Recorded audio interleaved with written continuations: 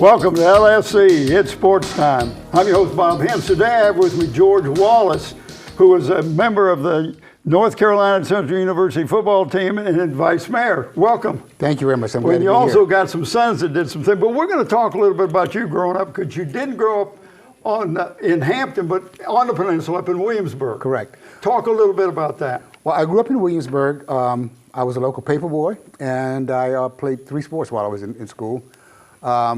Now, did they have rec league back when you were playing? They did not have rec league. Okay, so what did you do? We had wrecking league. That was these were neighborhood teams. In my particular community of Grove, we had up the road and down the road, and really we had a Thanksgiving class every year where we had this composite of guys. We'd come together and have a knockdown, drag out football game every Thanksgiving. No pads? No pads. Pads who? What? No, but we had a lot of good athletes come out of that particular process from that particular community. It was a friendly rivalry, but an intense one. Right. Then you went to high school. You went to Bruton Heights? Bruton Heights School, right, in Williamsburg. It's no longer a high school. It's a research and record archive for Colonial Williamsburg now. Well, talk a little bit about playing there, because you played all 4 years up there, and you were a wide receiver, am I correct? Correct, that was correct. I've been a wide receiver my entire career, in both high school and in college, and played basketball and a little baseball, and was a trainer for track. Actually, I didn't run track because I didn't have blazing speed. That was never one of my particular attributes. But we had coaches that cared about us, that drilled us in the basic rudiments of skills that were necessary to become good athletes in terms of footwork and eye-hand coordination. The basic fundamentals. Exactly. Right. Like Kozlowski at Bethel has done. Well, and you find your good coaches do that occasionally they will go back where they get some kids in that are good athletes, but lack the basic skills that you develop when you have good coaches when you're younger. Correct, and that makes all the difference in the world in terms of your ability to adjust and accommodate different kinds of sets of training in terms of the kinds of programs and plays that a coach runs. But if you got the basic rudimental skills, you can adjust and be successful in any of those particular facets. So now you played 3 different sports, but obviously football was your love. Football was my because that's passion. The one you really excel at. That was my passion. That was the one I got a college scholarship in. Right. My coach was a graduate of Huntington, but also North Carolina Central University, which is my alma mater.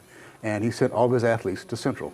All right, well, tell me a little, was there any recruiting process, or did you just know because your coach said, I can get you down to North Carolina Central, that's where you're going? Exactly. I had an opportunity to go to 2 local schools in Virginia State and HU, but we had sent a plethora of players from my high school to Central, and I was just another one in the pipeline, and went there and was successul. Okay, but when you were down there, they didn't call you the 757 because we didn't have area coach to that back then. But what did they call you guys? We were one of the Tidewater boys. One of the Tidewater boys. Like now in 757, we have an excellent reputation for generating top flight athletes, and we had several athletes at Central from Tidewater as well as throughout the conference. Well, so the good athletes from the Tidewater area didn't just now happen because of 757. We go back when it was 804. Exactly. Whatever. But there would be good athletes. And why do you suppose we always had such good athletes in the Tidewater area? I would probably like to say it's in the water, but I don't know what that is. I guess it's by virtue of the fact that coaching and the nurturing that we've had in this general area. I know when I was all-conference my junior and senior year in school, we only had 22 players on the all-conference team, and 12 of us were from the Tidewater.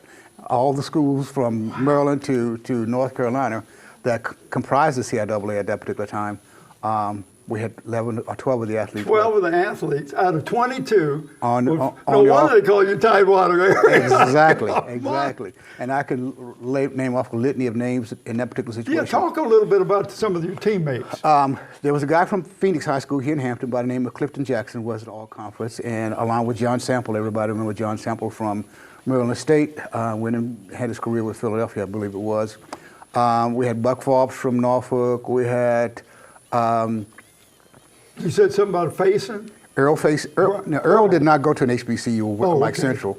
Earl went to Indiana. Purdue had a line on a lot of athletes from Huntington High School in Newport News, and a couple of athletes from Phoenix went to the Mideast. To the Big Ten. And another kid from Newport News went to Syracuse as a quarterback. T.D. Holman was his name. And Shook Turner, Earl Faison were some of the athletes from that particular era, and some of the other names that escaped me at this particular juncture. But even in the CIAA, on the 22 guys that I talked, the 11 guys, 12 guys on the 22-man team, there were guys like Matt Boone, and from here, who also was a coach at Denby High School, and after he finished school and became a professional coach. See, I knew a lot of the guys you're talking about. I knew them. Yeah. I got to know them personally through the coaching and because I was coached at Bethel High School. But you got an honor that very few people get. You got inducted into the Hall of Fame. And let's talk a little bit about some of the stuff we got here in front of you. I know you got an old ladder, you got a hat, but the shirt, I like the shirt because the shirt says Hall of Fame. And that's got to make you feel awesome. I got inducted in North Carolina Central Hall of Fame in 1990, along with several other athletes, but the most noted athlete was a guy by the name of Lee Calhoun, who was a 1960 Olympics winner in the 110-yard hurdles. Wow. And so Lee and I got inducted into the Hall at the same time, along with several other athletes. That's an honor in itself. Yeah. My college roommate was inducted, who played with the Dallas Cowboys back in the 60s. And from East Carolina's hometown, we had James Brewington, that was a tackle that ended up playing with Denver, and his two sons subsequently played at East Carolina. There were a whole plethora of athletes that were there that came out of our area. Right. That were excellent athletes. Joe Buggs went to Elizabeth City. I remember Joe. Joe was a local coach in the area. His son subsequently became a player at Pennsylvania, University of Pennsylvania. But did he play at Kecoughtan High School, if I'm not mistaken? I don't remember where Joe's kids played local high school. I kind of remember, because I remember the Bugs name and the coaches, but I'm trying to put him in I don't place him at Hampton High. I don't place him at Phoebus. And he was not at Bethel, because I'm a Bethel person. All three of my sons came out of Bethel, and I'm a Kozlowski advocate and endorser and whatever you want to say in terms of Koz, what he does. The expression was about Koz said if you could walk and chew chewing gum at the same time and play for cars, he's going to get you a free ride to college someplace. You know, it may not be where you want to go, but you'd get the chance to go to college if you played for cars.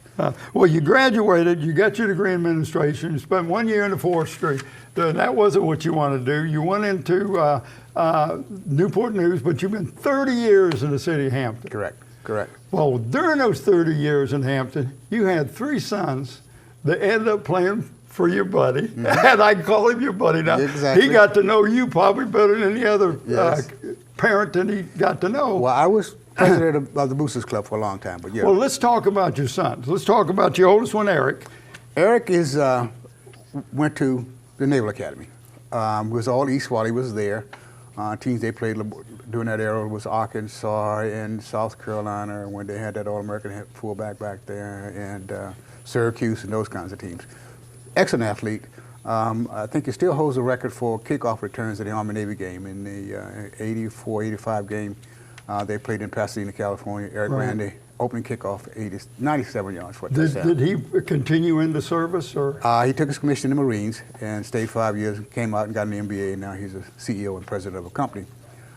Jason, my middle son, went to UVA, was a very good defensive back. Eric and Jason were quarterbacks in high school. Went to college and became DBs and corners primarily. Jay, I think, made second team all ACC while he was there. I was most proud of the fact that he got the McAfee Trophy in terms of good citizenship and representing the University of Virginia's program better than anybody else in terms of community service and other kinds of things he did. Jay played 1 year in Indianapolis and then 6 years in Canada. And he subsequently got his MBA. He lives in Dallas. And Damon, the youngest boy, went to Duke. Well, I tell you, you're talking about top-notch schools here. yeah, We're talking yeah. Naval Academy, we're talking UVA, and now we're talking Duke. Yeah, Duke. Damon was a big kid. He was, I think, the smallest starting guard at Duke in the ACC during his era, at 6'3". I think it was 240 with good footwork, and that Carls taught him, and the ability to maneuver around. And he was smart. He was a smart kid, and so he did well there. All three of the boys took us to bowl games. Eric took us to the bowl game in the Liberty Bowl in Tennessee. Jason took us to three in Orlando and New Orleans for the Sugar Bowl. They played Tennessee there, and the third one escapes me, but it also was in Florida. Damon's team won one bowl game, and that was in Tampa. Okay, I want to talk a little bit about the young lady that you had that would do all the tailgating for you. And of course, we're talking about a young lady is your wife. Absolutely. My wife was a cheerleader. Well, let's name her. Mary Kershaw Wallace. Well, I don't want you to get home, be in trouble. Absolutely. Mary is a personality and a force in her own right. She's gotten community service awards and things with what she's done in the community. But she was a cheerleader, and I was smitten with her as soon as I walked on the campus. It took me a year or so to get her interested in me, and I guess she said, well, I guess he got some potential in me, and I can shape and mold him. I can shape and mold him in some fashion. So we've been married more than 45 years. Fantastic. And the three boys we produced, and we've just had a great life in terms of what we've done and what she's done. Let's talk a little bit about Kozlowski, because Koz became a big part of your family in coaching all three of your boys. Yes. My wife was a teacher, and she was teaching at Bethel, so she knew Koz. I remember your wife firsthand. And I was the chair of the Football Boosters Club for several years, and Koz was just a force in our family in terms of the positive impact he had on helping and shaping the molding, the character and development of my sons and other boys. We have a couple of individuals now in key positions in our city and city government and city administrative structures that are products of Koz and that are doing well for the city. So it's just a great time and a great era, and he produced great products. I think he won 1 or 2 state championships. At least 2. Yes. That I remember, one with Mike Dunn and one with Mike Tyndall, Right. I think. Right. And but you know, we talk a lot about Koz, but Koz, one thing I found out about him is when you talk to him, it wasn't about Koz, it was about his kids. Exactly. And you know, his football players, that's his family. And he was more concerned about getting them to the next step than a lot of the coaches that do. Exactly. And I'm sure you saw that. Yes. I remember I said, for Koz, if you can walk and shoot your at the same time you played for him, he'd get you a ride someplace. Somewhere. He'd get you a college scholarship someplace. Right. And that was one of his, in addition to it, his coaching skills and the values that he instilled, that was also one of his virtues in terms of being able to get his kids into college. Right. We're going to kind of wrap this up, but I want you to explain to our audience how football or sports in general helped you in your life, because you're always on a team somewhere. Mm-hmm. What I'm going to say is somewhat maybe be taken out of context, could come back and haunt me, but I see advertised on TV now this K through 12 learning through computers, and the thing that will lack is to teach teamwork and working with people and dealing with personalities and trying to get something done constructively through other individuals. Right. I always consider one of my virtues was I was able to bring out the best in other people that work with me and work for me. And that is a definite benefit and value that I've been instilled in me from me by being and playing sports. Being a team player, learning to accomplish it, establish a team objective, and then accomplishing that objective together. You did good. Yeah.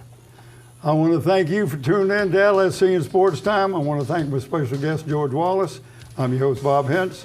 Till next time.